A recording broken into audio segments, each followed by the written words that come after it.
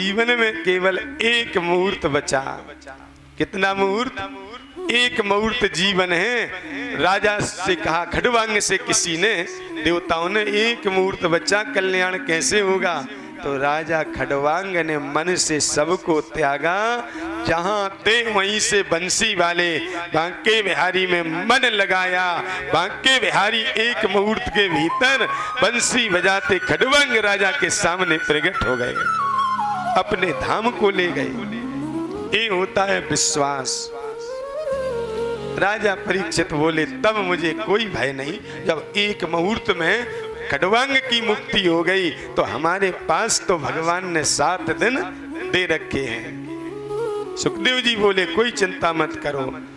तब आप ये तरी कौरव्यो सप्ताह हम जीवतावधि, आपका जीवन 7 दिन का भी है। कोई चिंता मत करो, धीरे धीरे साधना में मन लगाओ। पहले नंबर पर आसन को जीतने का अभ्यास करो। एक आसन से बैठो कि जितासनो जित श्वासो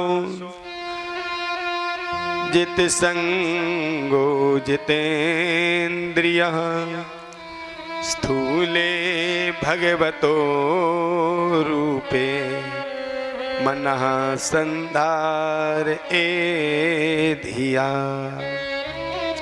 पहले नंबर पर आसन को जीतने का अभ्यास करना चाहिए, साधना में, भजन में।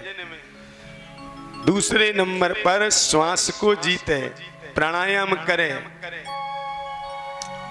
पूरक, कुंभक, रेचक के द्वारा जब तक प्राणायाम नहीं करता है मानव, तब तक भीतर से शुद्ध नहीं होता है।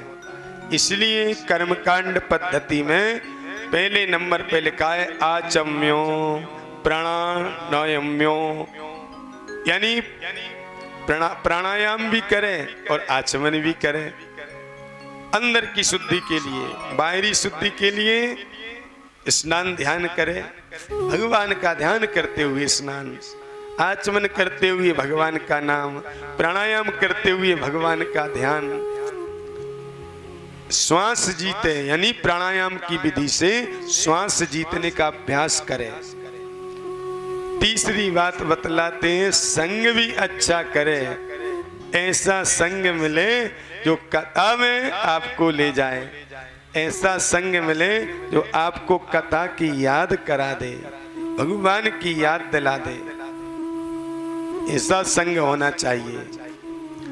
और चौथे नंबर पर कहा है, जब ये 3 बातें आ जाएंगी, आसन जीतने का अभ्यास हो जाएगा, प्राणायाम की विधि से श्वास जीतने का अभ्यास बन जाएगा, संग अच्छा मिल जाएगा, अच्छाई की ओर मित्र ले जाएगा, तो आपको इंद्रियों को जीतने में ज्यादा प्रयास नहीं करना पड़ेगा।